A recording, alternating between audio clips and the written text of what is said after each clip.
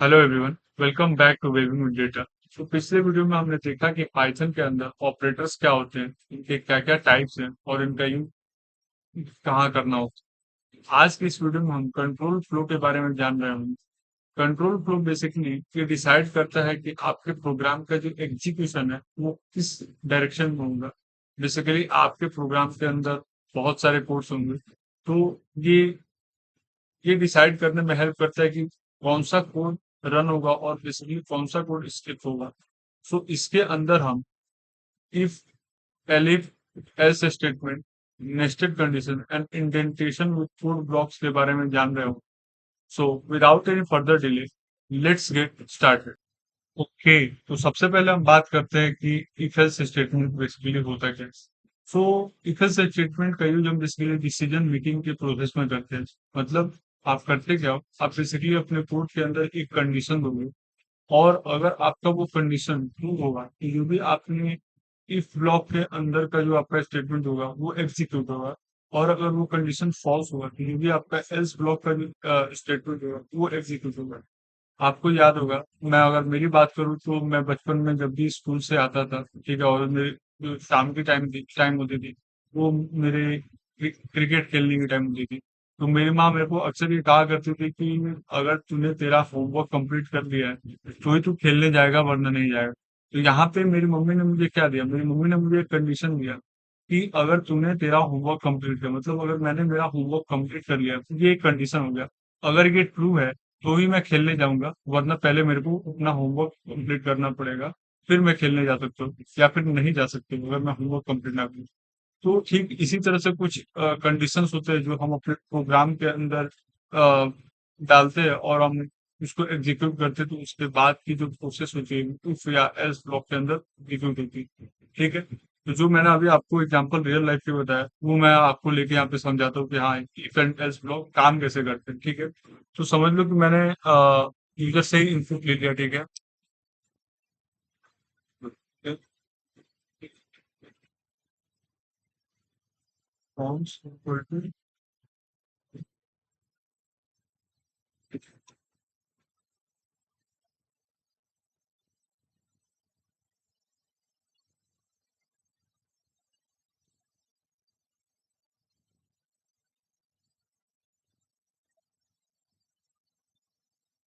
तो यहाँ पे हम इफ एल्स स्टेटमेंट लगा सकते हैं। ठीक है, यहाँ पे अगर रिस्पॉन्स,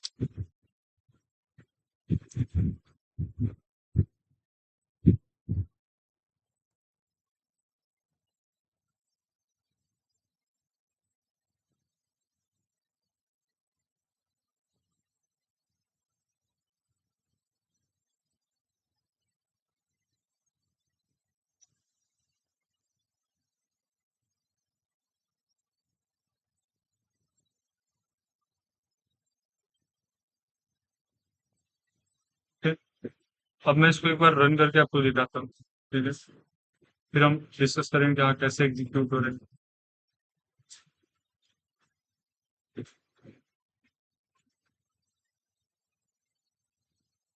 ठीक है, मैं यहाँ पे एक बार ये डाल के देखता हूँ। You can go to play, फिर से एक बार रन करके हम नो डाल के देखते हैं। ठीक है, you can't play. So basically यहाँ पे क्या हो रहा है, एक मैंने मेरा एक इनपुट डाला और वो इनपुट के बेसिस पे हमने यहाँ पे एक डिसीजन मेकिंग स्टेटमेंट लगाया। बेसिकली हम यहाँ पे कंडीशनल ऑपरेटर्स का यूज करें, यानी कि वो greater than, less than equal to, greater than equal to या फिर इक्वल इक्वल टू, ये सारी चीजों का हम यूज कर रहे हैं। ठीक है, एक और एग्जांपल ले लेते हैं। लेट्स कंसिडर एज, यहाँ पे मैं 18 डालता हूँ। ठीक है, if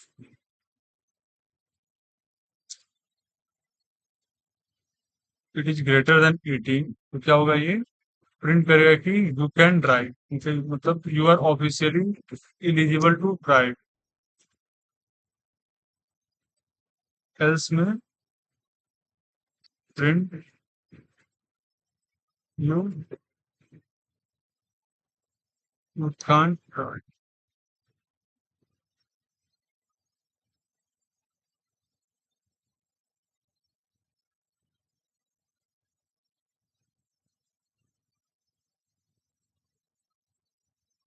okay, you can't drive. So basically मैंने यहाँ पे जो कंडीशन डाला है एज इक्वल टू 18 तो है, पर यहाँ पे जो मेरी कंडीशन है वहां मैंने ग्रेटर देन 18 डाला है, नॉट ग्रेटर देन और equal to. The moment I will enter, और इसको मैं ग्रेटर देन इक्वल टू से इक्वेट करूंगा, तो फिर मैं अगर सेम चीज को रन करूं यहाँ पे, क्या देगा मुझे? यहाँ पे फिर से मैं यस डालता हूँ, यू यू कैन राइट, यानी यहाँ पे मैंने मेरी थोड़ी सी मिस्टेक हो गई, you can write. Okay, so basically आपको ये समझा कि इफ एल्स स्टेटमेंट हम कहाँ यूज कर सकते हैं। अब बात करते हैं कि एलिफ का यूज हम कहाँ करते हैं। एलिफ बेसिकली एल्स इफ है, मतलब अगर आपको दो दो से ज्यादा कंडीशंस लगाने हो किसी पर्टिकुलर डिसीजन मेकिंग में या फिर किसी पर्टिकुलर कोड में, तो आप एलिफ का यूज करते हैं। जैसे कि लेट्स कंसिडर कि हमारे पास एक नंबर सिस्टम है, ठीक है, और वो नंबर सिस्टम में हमें यूजर से इनपुट लेना है कि आप कोई भी नंबर डालो, ठीक है, और फिर मुझे ये चाहिए कि अगर मेरा नंबर 0 से ज़्यादा हो तो वो पॉजिटिव हो, 0 से कम हो तो वो नेगेटिव हो, और पर्टिकुलर अगर 0 ही आ जाए तो वो 0 हो जाए, ठीक है। इसके लिए ये 3 कंडीशन हुआ, तो ये 3 कंडीशन पे देखते हैं हम कैसे काम करते हैं, ठीक है। पहले इन सबको मैं कमेंट आउट कर लेता हूँ। लेते हैं इनपुट, लेते हैं x equal to input.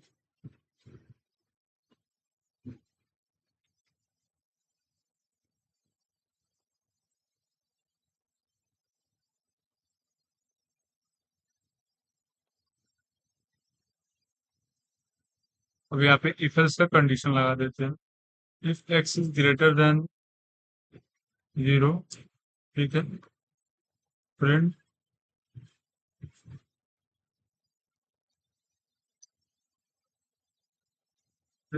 Positive, ठीक है।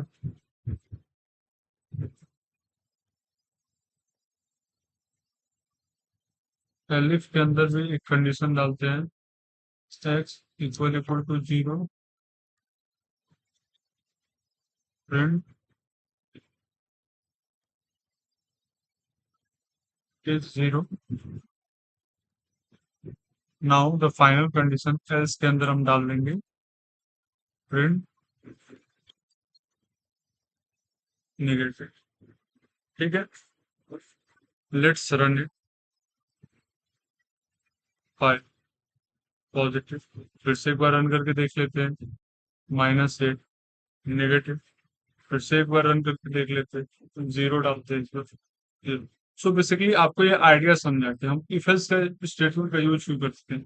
इसका यूज बेसिकली हम डिसीजन मेकिंग के प्रोसेस में करते हैं। मतलब जो भी आप कंडीशन डालोगे वो कंडीशन के ऊपर ये काम करेगा और आपको आउटपुट देगा, ठीक है। ओके, तो अब हम बात करते हैं नेस्टेड इफ एल्स स्टेटमेंट या फिर नेस्टेड कंडीशंस में।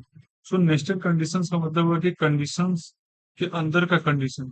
बेसिकली हम ये कह सकते हैं कि इफ एल्स स्टेटमेंट के अंदर का इफ एल्स स्टेटमेंट, यानी कि स्टेटमेंट विद इन स्टेटमेंट और if else with in if else. Okay, तो इसके लिए एक एग्जांपल लेते हैं। जैसे कि हम समझते हैं कि ऐसा हमारे पास एक प्रॉब्लम है जिसके अंदर हमें पहले ये चेक करना है कि यूजर ने जो भी नंबर हमें इनपुट दिया है वो नंबर पॉजिटिव है या नहीं।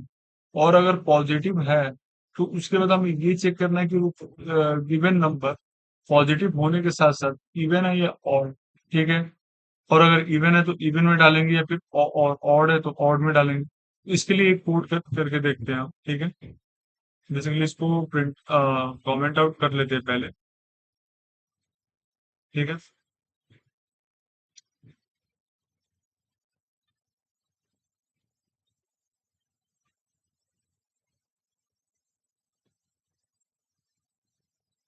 अब हमारा प्रॉब्लम स्टेटमेंट क्या था कि सबसे पहले हमें ये चेक करना है कि हमारा जो गिवन नंबर है, यानी कि यूजर ने जो हमें नंबर इनपुट में दिया है वो नंबर पॉजिटिव है या नहीं। तो क्या होगा, इफ ग्रेटर देन 0 होना, और अगर पॉजिटिव है तो फिर हम ये चेक करना है कि वो नंबर ऑड है या इवन है। तो किसी भी नंबर को ये चेक करने के लिए कि ऑड है या इवन है, हम क्या करते हैं, 2 से डिवाइड करते हैं। और अगर वो नंबर 2 से पूरा का पूरा डिवाइड हो जाए तो वो इवन होगा, और अगर ना डिवाइड हो तो वो ऑड होगा। तो वो कंडीशन एक बार यहाँ पे डाल के देखते हैं, इफ एल्स, और यहाँ पे हम रिमाइंडर वाली जो मॉडुलस ऑपरेटर थी उसका यूज करेंगे, क्योंकि हमें ये चेक करना है कि हमारा जो रिमाइंडर है वो जीरो होगा या फिर जीरो से ज्यादा होगा। ठीक है, तो जीरो प्रिंट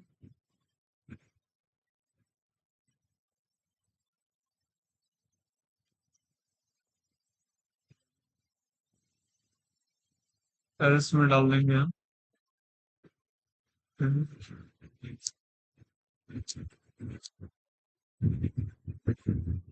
ठीक है। अब इसके बाद ये तो हो गया इफ के अंदर वाली कंडीशन, इसके बाद एक और एल्स हमें डालना पड़ेगा जो कि आउटर इफ एल्स है। ठीक है, उसमें हम क्या डालेंगे, प्रिंट नंबर पॉजिटिव। ठीक है, अभी हम समझते हैं कि ये काम कैसे करता है। ठीक है, पहले एक बार हम इसको रन कर लेते, फिर हम देखते हैं कि कैसे काम करता है। ठीक है, 7 डाल, इट्स नॉट इवन। ठीक है, आपको यहाँ पे आउटपुट दिख गया, इसको एक बार मैं आपको जूम करके दिखाता हूँ। इट्स नॉट इवन यहाँ पे दिख रहा हूँ।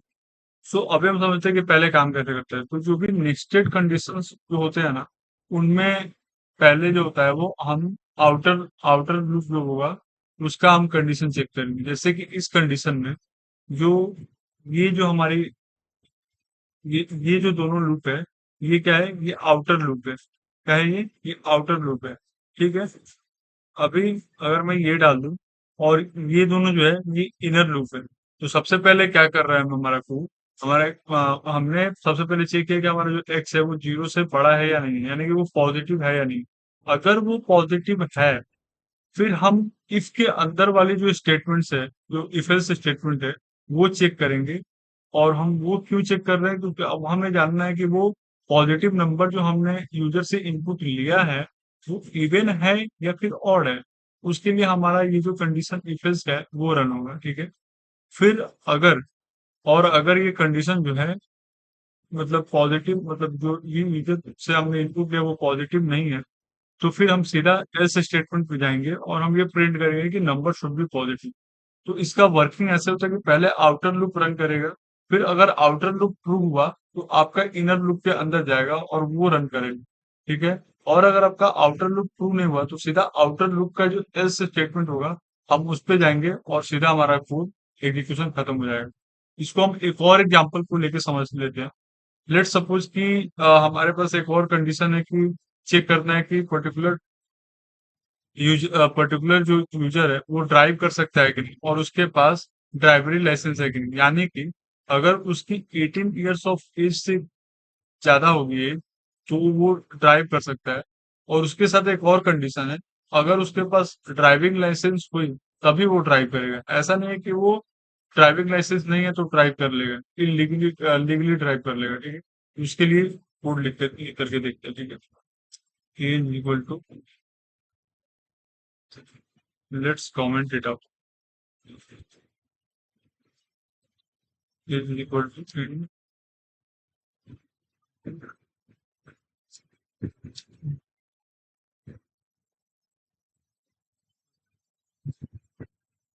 टेम्परेचर।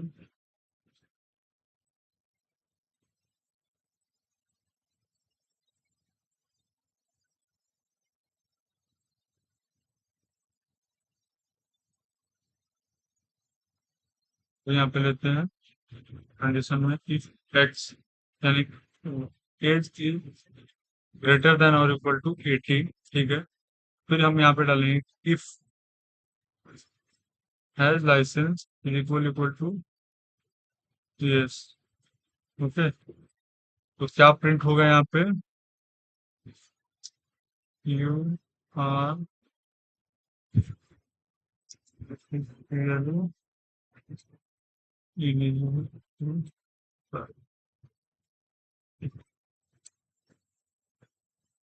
एल्स में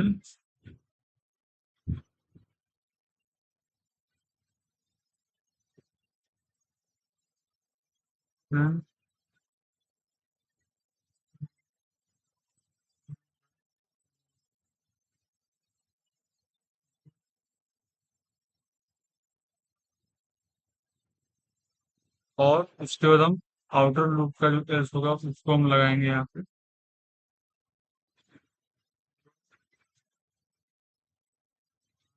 बस, ठीक है, समझा। अभी एक बार इसको हम प्रिंट करके देख लेते हैं। पेज हमने डाला 90, let's say 39। Okay, driving licence तुमने क्या डाला? यस। क्या हुआ? You are officially eligible to drive. तो आपको बात समझ गया कि हाँ हम मतलब नेस्टेड कंडीशंस को लाके कैसे काम कर सकते हैं। तो अब हम बात करते हैं आज के फाइनल कॉन्सेप्ट इंडेंटेशन के बारे में। सो बेसिकली इंडेंटेशन जो है पाइथन के अंदर लीडिंग वाइट स्पेस को डिनोट करता है। जैसा कि आपने बाकी सारी लैंग्वेजेस जैसे सी, जावा, जावा स्क्रिप्ट, ये सारी लैंग्वेजेस जो है अपना कोड ब्लॉक डिफाइन करने के लिए करली ब्रेसेस या फिर और सारे ब्रेसेस जो उनका यूज करती है, पर पाइथन के अंदर हम इंडेंटेशन के लिए स्पेस का यूज करते हैं, ठीक है। और अगर इसलिए पाइथन के अंदर इंडेंटेशन का बहुत ही इंपॉर्टेंस है। अगर आपने कोड लिखा और वो कोड में आपने गलती से मतलब नोइंगली अननोइंगली अपने इंडेंटेशन का थोड़ा सा भी मिसमैच कर दिया, तो आपके कोड में जो है वो एरर आए, ठीक है। आपको एक बार मैं करके दिखाता हूँ कि वो कैसे होता है, ठीक है। लेट्स सी, यहाँ पे मैंने वही सेम एग्जांपल ले लिया कि एज का ही मैं ये सारी इनको प्रिंट कमेंट आउट कर सकती हूँ, ठीक है।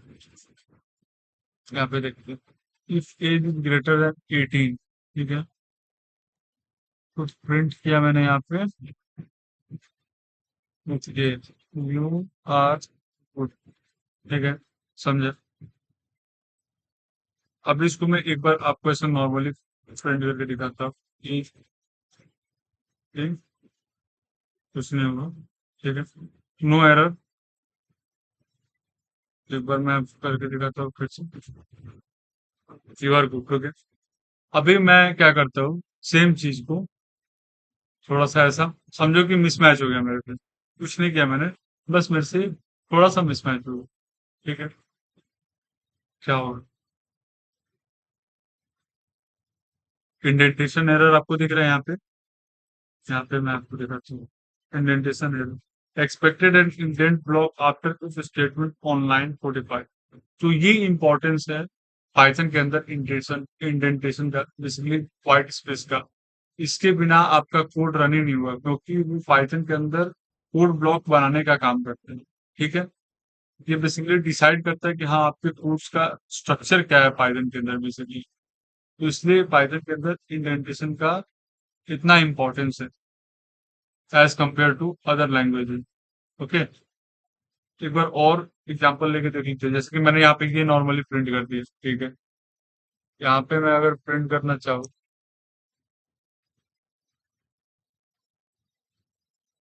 तो क्या होगा, आप गेस करो। क्या ये एरर आएगा या फिर एरर नहीं आएगा?